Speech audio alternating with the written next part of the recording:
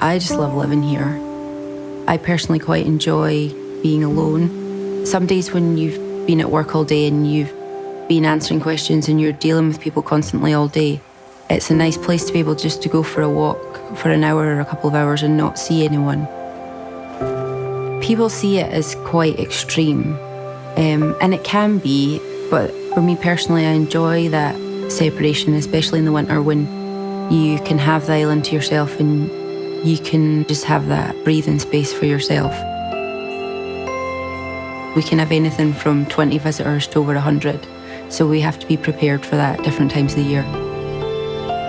The ferry's on demand, so people signal a ferry when they want to come across, and I think that's part of the attraction of Ulva for people. It's a bit of a novelty doing that.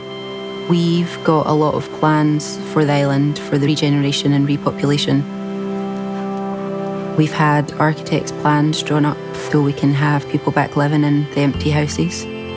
I think bringing Ulva into community ownership, I think if I did nothing else with my life, I would be okay with that because we managed to achieve that.